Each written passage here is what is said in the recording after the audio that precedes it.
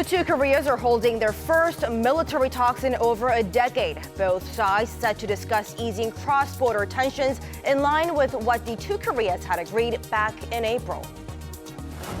U.S. Secretary of State Mike Pompeo says North Korea should disarm in 2 years, and the top U.S. diplomat visits South Korea's presidential office this morning for a follow-up talks to that summit in Singapore between North Korea and the U.S.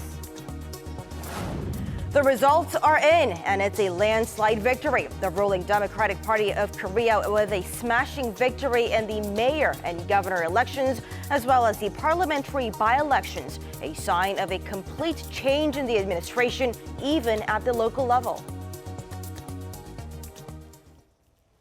Our starting point this morning, the two Koreas are holding their first high-level military talks in over a decade to discuss easing cross-border tensions as a follow-up to that Panmunjom declaration made possible by the two leaders. Now, this also comes after that North Korea-U.S. summit in Singapore, where the two sides agreed for a freeze, something that the regime halting its nuclear program, and with Washington agreeing to suspend its military exercises. Now, the talks today between the two Koreas are taking place at the border village of Panmunjom, and we go live to our Park Ji-won, who's been keeping an eye on that at Seoul's Office for Inter-Korean Dialogue. Ji-won, what do you have?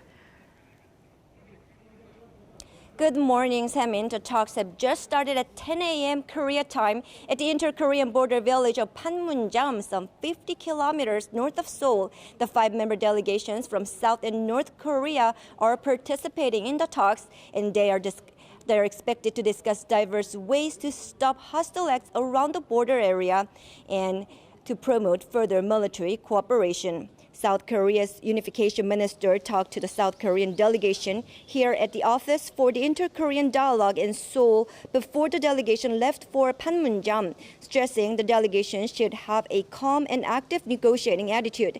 And now let's hear what the South Korean delegation's chief negotiator, 2-star General Kim Do-gyun, told the media before the delegation headed to Panmunjom this morning. During the talks, we'll be discussing ways to ease tensions between two Koreas, as well as ways to implement military-related agreements on the Panmunjom Declaration. We'll also discuss details regarding when to hold inter-Korean talks between defense ministers. We'll do our best to bring a new era of peace to the Korean Peninsula. And it's expected that the talks will continue until the late afternoon. Currently, the talks are set for 1 day only, but more of these inter-Korean military talks on a variety of issues are expected to be held. That's all I have for now, and I will bring you more updates in the later newscast. Back to you, Samin. Thank you, our Park Ji-won live for us at Seoul's Office for Inter-Korean Dialogue. Now, moving on, the U.S. Secretary of State Mike Pompeo, fresh from his trip to Singapore for the North Korea-U.S. summit, has been holding post-summit discussions this morning with South Korean President Moon Jae-in at the presidential office of Cheongwadae, keeping the South Korean leader in the loop by making Seoul his first destination after Singapore. Pompeo was due to discuss upcoming measures to speed up North Korea's denuclearization process. Upon his arrival on Wednesday, America's top diplomat said the U.S. will seek a major disarmament from North Korea within the next 2.5 years. Pompeo also said joint South Korea-U.S. military exercises will resume if North Korea stops negotiating in good faith over its nuclear program. U.S. President Donald Trump made a remark that had plans to end joint military exercises with Seoul. However, South Korea's presidential office is calling on people to stop jumping to conclusions about what will actually happen, and it says it'll have a more detailed response soon. And U.S. Secretary of State Mike Pompeo is still meeting with South Korean president as we speak. Our Hwang Ho-jun with more. A day after U.S. President Donald Trump said he would halt the South Korea-U.S. joint military exercises, calling them, quote, expensive and provocative war games, South Korea's top office was wary of drawing any hasty conclusions. According to Kim Yong-nam, the Blue House spokesperson, the presidential office's official stance for now is to try and figure out President Trump's exact intentions, but to assist in any way possible to advance dialogue for peace and denuclearization in various ways, hinting that a suspension of the joint drills with the U.S. might not be out of the question.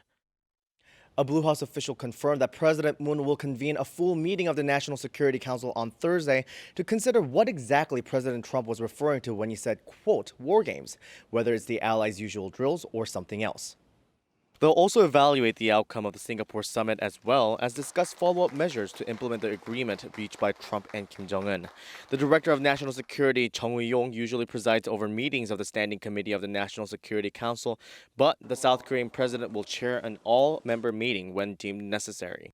Meanwhile, U.S. Secretary of State Mike Pompeo visited the Blue House on Thursday morning to personally brief President Moon on the results of the North Korea-U.S. summit.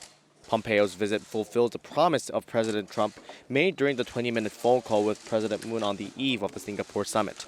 Also visiting the South Korean president on Thursday afternoon before the NSC meeting is Japanese Foreign Minister Taro Kono. Pompeo and Kono are scheduled to hold a three-way meeting with South Korea's Foreign Minister Kang Kyung-hwa soon. Hong Ho-jun, Arirang News. North Korea's Kim Yong-nam, who serves as the regime's ceremonial head of state, is due to meet with Russian President Vladimir Putin in Moscow. A Kremlin spokesperson told reporters Wednesday that the two will have a meeting on Thursday, but provided no further details. Kim had arrived in Russia on Tuesday to attend the opening ceremony of the 2018 World Cup, and he is expected to stay in that country until this Friday.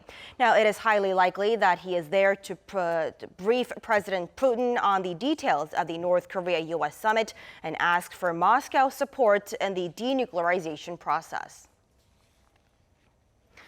After the North Korea-U.S. summit ended on a relatively positive note, there are hopes it could lead to the reopening of the inter-Korean Kaesong Industrial Complex that was shut a couple of years ago due to the strained relations between the two Koreas.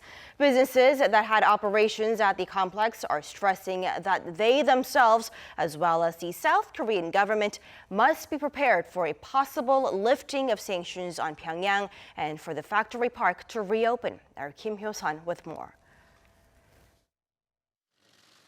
The historic North Korea-U.S. summit has led to increased hopes for the reopening of the Kaesong Industrial Complex, which has been collecting dust since February 2016.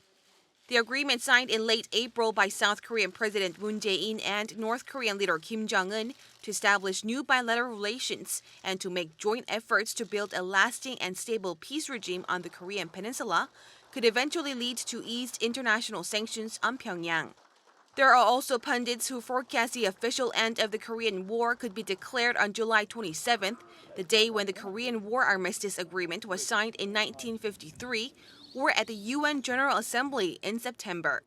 The South Korean companies argue they need to inspect their factories in Kaesong to prepare for a possible lifting of international sanctions on the regime, as well as the reopening of the complex. We must prepare for the resumption of the Kaesong Industrial Complex. Experts also point to the successful operation of the complex as the basis for inter-Korean economic cooperation. Reopening the Kaesong Industrial Complex is necessary because we already have the infrastructure and it would not cost us additional time or money. Referring to their unanswered requests to visit the complex, the South Korean companies are urging the government to show more commitment toward reopening the factory park and to be fully prepared for any future developments. Kim Hyo-sun, Arirang News.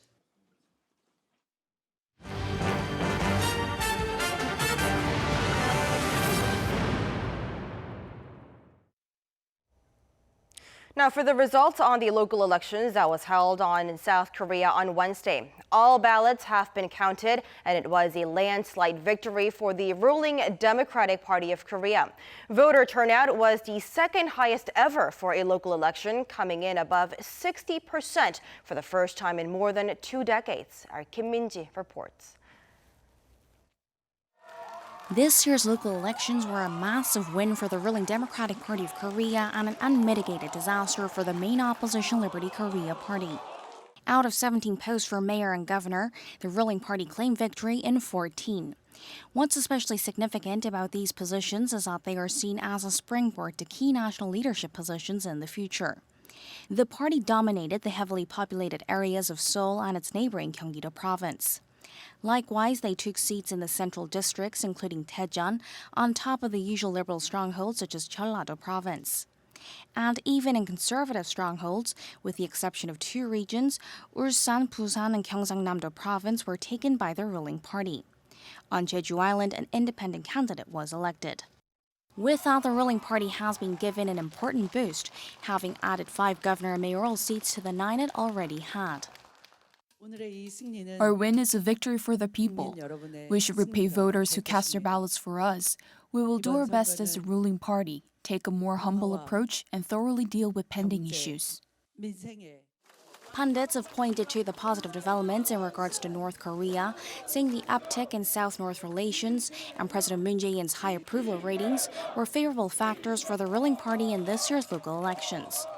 And the fact that the elections were largely overshadowed by the North Korea-U.S. summit, fresh allegations regarding the candidates themselves, or even ongoing issues such as an online opinion rigging scandal or even the faltering economy were pushed out of the spotlight. At the other end of the spectrum, the main opposition party wasn't able to position itself as a strong alternative. It still hasn't been able to completely sever its ties to impeach former President Park Geun-hye, and it's been more or less critical of everything the government has been doing, with voters unable to regain much trust in the party. It's the first time we've experienced such a devastating loss. We humbly accept the results. The outcome might lead to some serious political reshuffling down the road, which could come in the form of a change in party leadership and later perhaps the formation of a coalition or defections to other parties. There's no doubt the results will give the ruling party a massive boost in that it will be easier to get President Moon Jae-in's policy agendas rolling, but some experts also say it's important to keep a balance between the progressive and conservative blocs in order to keep the ruling party in check. They also point out that the results don't necessarily mean that the people are happy with everything the ruling party is doing. Moon Jae-in administration just took the administration just for 1 year. It's too soon to make any evaluation or judgment. Even if they won, the election with big margin, ruling party might have to think about whether their victory is what they have done right, or people still have, even though despite many factors that worry people. The general consensus is that the ruling party will have to work extra hard before the next elections to compensate the voters that supported them, while at the same time the main opposition party needs to reflect on its current shortcomings and use the pain of the defeat as an opportunity to overhaul its still tainted image. Kim Min-ji, Arirang News. And staying with the election, it was a similar success story for the ruling party in the by-elections that were also held on Wednesday. The Democratic Party of Korea added 11 seats in the National Assembly, strengthening its position as the biggest party in parliament. And moments ago, we have learned that the co-chair of the minor opposition Parliamentary Party, Yoo Seung-min, have also confirmed that he will step down, taking full responsibility for that crushing defeat. And our Kim Mo-gen with more on what to now expect at the nation's parliament. The ruling Democratic Party of Korea claimed an overwhelming victory in Wednesday's elections, sweeping a total of 11 seats out of the 12 up for grabs in the National Assembly. This means the party succeeded in winning all of the 11 seats it put up a candidate for, excluding the city of Kimcheon, which went to the main opposition Liberty Korea Party. The ruling party retains its position as the largest party with a total of 130 lawmakers, widening its previous 6-seat gap to a whopping 17-seat difference with the main opposition party. Now that the local and by-elections are finally over, the National Assembly is set to go back to business. But despite the ruling party's landslide victory, the dispute-prone atmosphere in the National Assembly is unlikely to change, as the combined seats of the opposition party still gives them the majority, and the agreement of the majority is required to pass a bill. In the coming weeks, a long row is expected among rival parties as they now have to face one of the most important tasks given to the parliament, the election of its leaders, especially the speaker and the members of the standing committees. The ruling party says the current custom of selecting the speaker from the largest single party should be kept, but the opposition claims there's no such rule. Kim Yong-nam, Arirang News. In other news, the Federal Reserve has hiked U.S. rates yet again by its usual 0.25%. Now, this increase is the 7th since 2015 and second this year alone, with more in the pipeline in the coming months. Now, despite the increase in the U.S. rates, the South Korean government and Seoul's central bank say that the hike will have limited impact on the local market. Our Kim Hae-sang with more. The U.S. Federal Reserve has raised its benchmark interest rate for the second time this year by a 0.25 percentage point to a range of 1.75% to 2%. It's the 7th hike since 2015, and a majority of policymakers say they now expect a total of 4 interest rate increases this year after they had been split about whether to raise rates 3 or 4 times. The Fed also dropped its pledge to keep rates low enough to stimulate the economy for some time, reflecting a U.S. economy that's getting stronger. Economic growth appears to have picked up in the current quarter, largely reflecting a bounce back in household spending. Business investment continues to grow strongly, and the overall outlook for growth remains favorable. Fiscal policy is boosting the economy. Ongoing job gains are raising incomes and confidence. Quarterly economic projections released at the meeting show Fed officials expect the economy to grow 2.8% this year, up 0.1% from its forecast in March. U.S. unemployment fell to 3.8% in May, the lowest since 2000, signaling the Fed is at or near its maximum employment goal. Inflation is also snapping into line, with fresh projections Wednesday indicating it would run above the Fed's 2% target, hitting 2.1% this year and remaining there through 2020. While the course of U.S. rate hikes remains gradual, the upbeat economic projections and slightly tighter pace of monetary easing is raising concern among emerging economies. In recent months, emerging economies have been seeing capital outflows and their currencies weaken against the stronger greenback, contributing to currency crisis in countries such as Argentina, Turkey, and Brazil. Officials at the European Central Bank are set to meet on Thursday to discuss for the first time when to end their bond purchasing program. The Fed's decision is also putting more pressure on South Korea to raise rates, with a U.S.-Korea rate gap now at 0.5%. Kim Hae-sang, Arirang News. It only comes around once every 4 years, but for hundreds of millions of football fans around the world, now the time is almost here. The World Cup starts tonight with the host nation Russia taking on Saudi Arabia in Moscow. Now let's get the latest from our Won Jung-hwan as the World Cup frenzy once again hits fever pitch. Russia has spent more than 8 years getting ready for the 2018 World Cup. And finally, the curtain will be raised on Thursday at 5:30 p.m. local time at Moscow's famous Luzhniki Stadium. Russia's largest sporting arena was built in the 1950s and has since hosted many international sporting events, including the 1980 Moscow Olympics. In 2013, the original stadium underwent renovations for the World Cup. 3,000 more seats were added, bringing the total capacity to 81,000. While the country has done a tremendous job to prepare for the World Cup in terms of facilities, one of the main concerns is the expected influx of tens of thousands of international football fans to some of the host nation's regional cities, which will have never seen so many foreign tourists before. But Russians are optimistic their nation can pull off a successful World Cup and send fans home happy with memories that will last a lifetime. The people sometimes can look sad, so not that like this face, but in their soul they really friendly. It's an amazing place to be now because it's a super energy around everywhere. People are very hospitable. They love events. They are making great events. They like to have fun. The opening ceremony for the 2018 World Cup will have a slightly different format compared to previous editions of the tournament. This time, the ceremony will focus on musical acts and take place much closer to kickoff, just half an hour before the start of the opening match between Russia and Saudi Arabia. British music icon Robbie Williams and celebrated Russian soprano Aida Garifulina will entertain the crowd in the stadium and the hundreds of millions of people watching around the world. After the pre-match entertainment, the trophy the teams are all battling for will be brought in by Brazil's two-time World Cup champion, Ronaldo. When the curtain is raised, 32 teams will compete over the next months for a place in the final at the Luzhniki Stadium on July 15th.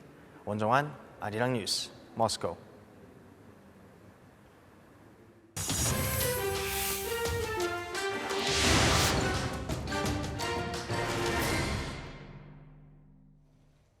And now for a look at stories making headlines around the world, and we start this morning in Germany.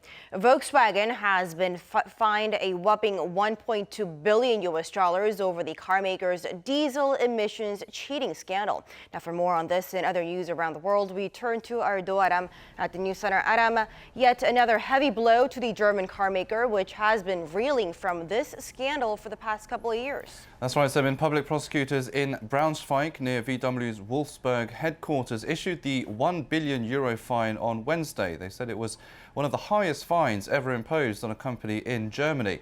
After their investigation, prosecutors found that more than 10 million cars made between 2007 and 2015 were fitted with software to cheat emissions tests. Volkswagen said it accepted the penalty, adding it takes responsibility for the diesel crisis. Despite the large figure, the fine is a relatively small price to pay, as VW has already lost over $23 billion in fines and compensation in the US so far.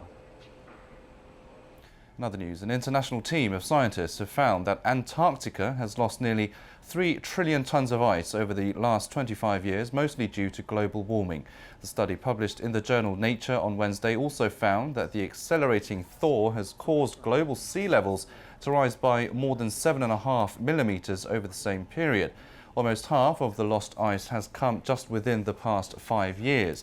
Scientists say that at this current rate, Antarctica alone is now on track to raise world sea levels by about 15 centimeters by the end of the year 2100.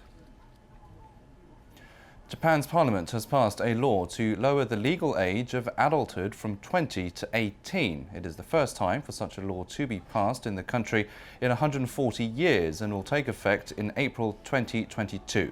Among the biggest changes will be allowing 18-year-olds to get married without parental consent. However, the legal age for drinking, smoking and gambling will remain unchanged at 20.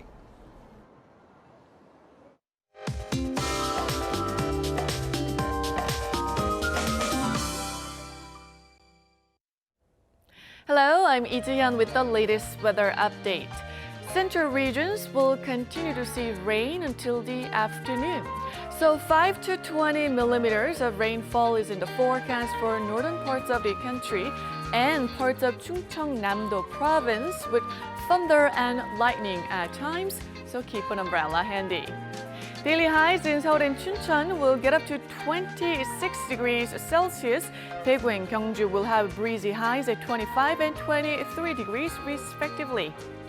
Sunshine will return on Friday with highs in most parts getting up to near 30 degrees Celsius. That's Korea for you, and here's international weather for viewers around the world.